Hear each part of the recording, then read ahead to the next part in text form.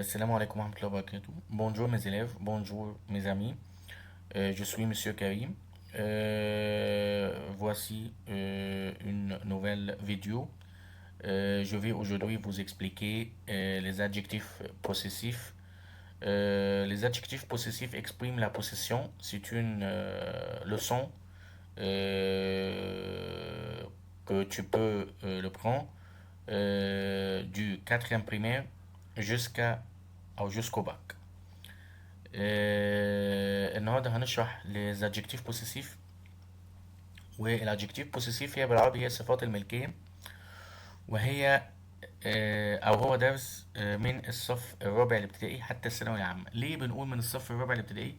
لان اي حد بياخد فرنسي من البريمير من الابتدائي بياخدوا من كاتريان بريمير وكمان من تروازيام بريمير، بس بنقول من كاتريان بريمير من اول رابعه ابتدائي جوسكو باك، يعني لحد الثانويه العامه.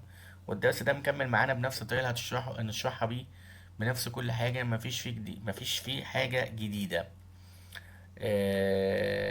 فهو درس مهم.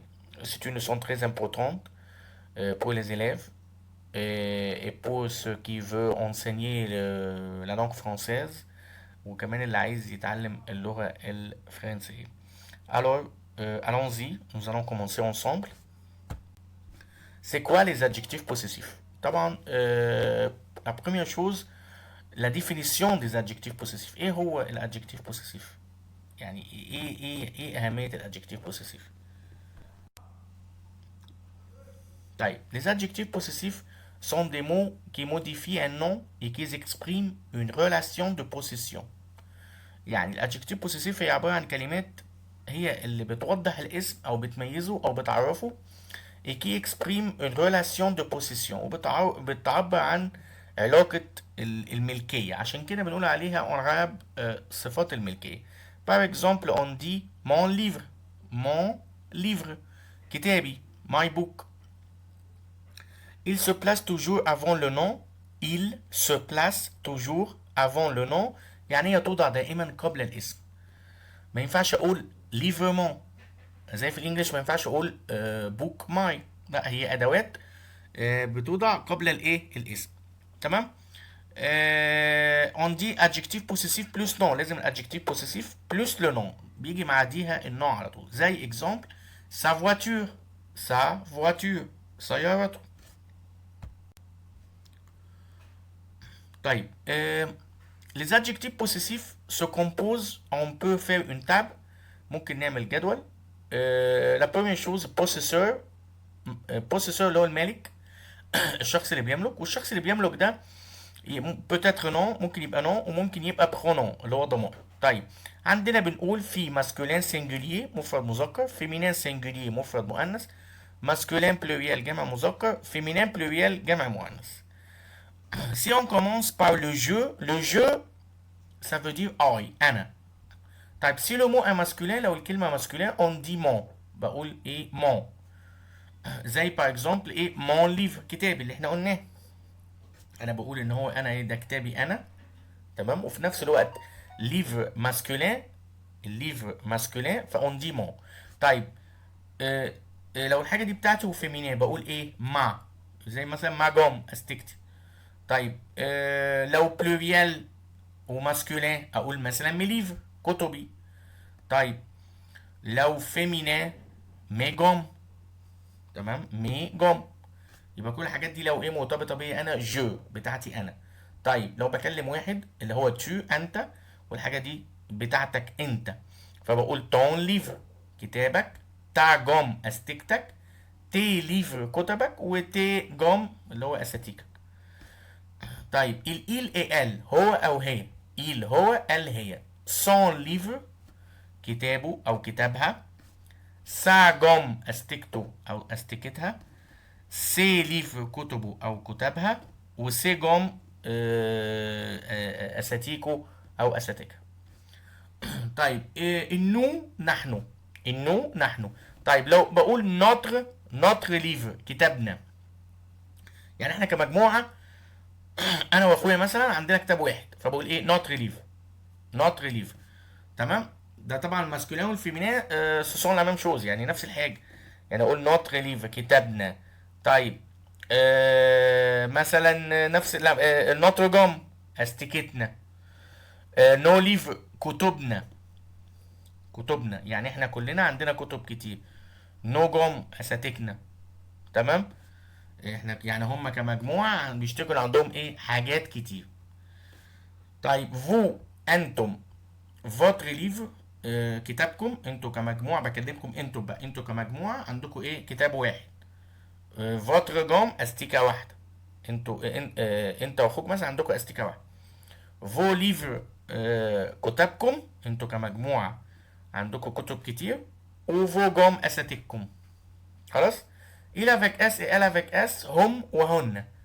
leur livre كتابهم. خلاص كتابهم. leur livre leur gomme. leur gomme اللي هي استيكتهم. خلاص. تمام. leur livre كتبهم. كتبهم يعني حاجات كتير. خلاص. و leur gomme اساتيكهم. ماشي. خلاص يبقى احنا عرفنا كده الحاجات بتاعت الجو. انا التو انت il هو ال هي نو نحن فو انتم il avec s هم elle avec s et هن. طيب il s'accorde en genre et en nombre avec le nom qui l'accompagne et se change selon les possesseurs. يعني ايه الكلام ده؟ يعني ان الكلمه او الادجكتيف بوسيسيف بيتبع في النوع والعدد الاسم اللي بيبقى جاي معاه، وبيختلف على حسب الملاك. يعني مثلا لما اجي اقول طون ليفر. طون ليفر نخلي بالنا ان ملوش دعوه ان المتحدث ده ولد ولا بنت. لا هي ليه دعوه بالكلمه هي اللي ماسكولاه ولا فيمينيه. يعني لما اجي اقول طون ليفر، طب انا ليه هنا اخترت طون؟ طبعا عشان المتحدث اولا تو انت، فبكلمك انت فبقول كتابك. خلاص. فجيت قلت ليفر. ليفر دي ايه؟ ماسكولين سنجولي مفرد مذكر، فلازم احط الطون، ما ينفعش اقول تاع. غلط. طيب هنا مثلا ميزون، طبعا هنا بكلمك انت. هي الضمائر اللي احنا قلناها اللي هي جو تشو الكلام ده اللي بتحدد احط طون ولا تا ولا تي. يعني احط اني واحد، يعني احط مون مع مي ولا طون تاع تي ولا سون سي. هو ايه اللي بيحددوني. بعدين اجي ابص للكلمه هل هي ماسكولين ولا فيمينيه. فانا عندنا كلمه ميزون دي فيمينيه، فلازم احط تا. لو حطيت هنا طون تبقى فوق. غلط، لان ميزون فيمينين سنجولير. نفس الكلام هنا ليفر. ليفر سو تيرمين بار اس، اخرها اس، يعني معنى كده انها بلوريال. خلاص. هي كده كده ليفر ايه ماسكولين، فماسكولين بلوريال، فبحط تي. كده كده التي او البلوريال ما بيفرقش ايه في حته الماسكولين والفيمينين في الايه في الادجكتيف بوسيسيف، لان هي يعني هنا مثلا كلمه ميزون فيمينين بلوريال برضه. تمام. انتهت باس وحطيت لها تي برضه، يعني التي هنا وهنا في الماسكولين والفيمينين ما اتغيرتش. طيب faites attention devant un nom féminin commençant par une voyelle ou un H muet, les adjectifs possessifs ma ta sa sont remplacés par mon ton son. طيب هو هنا بيقول لي ايه؟ بيقول لي الكلمة الفيمينية اللي بتبتدي بالفويل. طب ايه هما الفويل؟ اللي هما الا الاو الاي الاو اليو. تمام. ومعانا كمان ايه الاش موي. خلاص. وخلاص واوقات الاجراك يعني، بس مش في كل الايه الحالات. تمام كده. devant un nom féminin commençant par une voyelle ou un H muet، يعني بتبتدي بالفويل او الH muet. les adjectifs possessifs اللي هو الما والتا والسا. خلاص. يعني هو كده الفويل الاساسيين اللي هم الA والاو والاي والاو والاو. سيبنا من الاجراك، احنا اوقات بنقولها واوقات ما بنقولهاش، يعني لان الاجراك ليها حالات معينه. خلاص. وبنزود عليهم الاش. تمام. لما بيجي مع تا سا زي ايه يعني، بالذات المع والتا والصا وبعديها فويل. خلاص. ما ينفعش. فبعمل ايه؟ فبدل المع ما ينفعش ليه؟ عشان دو فويل كي سويف، اتنين فويل ورا بعض. فبعمل ايه؟ اقوم شاطب المع والتا والصا وحاطط بدلهم يا مون يا تون يا سون. خلاص. زي الاكزامبل هنا ده كده. مع امي. مع امي. طب ايه اللي هنا انا عامل فو هنا غلط؟ عشان الا مع الا سا نو مارش با، ما تنفعش، فهم ببدلها بايه؟ بمون. طيب نفس الكلام هنا سا اي دي، هنا اي و ا دو فويل كي سو سويف، ما ينفعش. طب الا ما تنفعش، هو عامل ايه؟ سون. يبقى انا اول ما اشوف كده كلمه بتبتدي بفويل اوتوماتيك اشطب عليها، و او يعني ما احطلهاش انها فيمينيه واخليها انها ماسكولين على طول في المون والتون والسون. طبعا طب حد يسالني طب ليه في النوتر والفوتر ما بينطبقش يعني لو قلت نوتر امي خلاص، ليه ما ينفعش مع اشيل ال ما ملهاش بديل، لان النوتر هي والفوتر هي في الماسكولين والفيمينين، ملهمش بديل.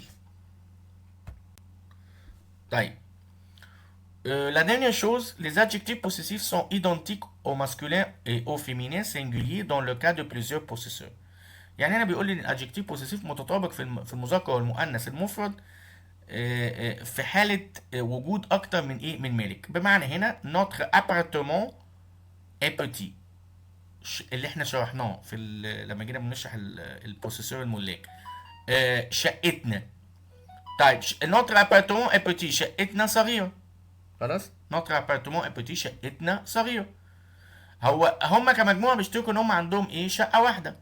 خلاص بس هي كلمة ابارتمون ايه؟ ماسكولين سنجولي، مفرد مذكر، فتعاملت عادي على انها مفرد مذكر. بمعنى ايه؟ لما جيت هنا في بوتي ما حطيتش المفروض زي ما احنا عارفين لازم ايه؟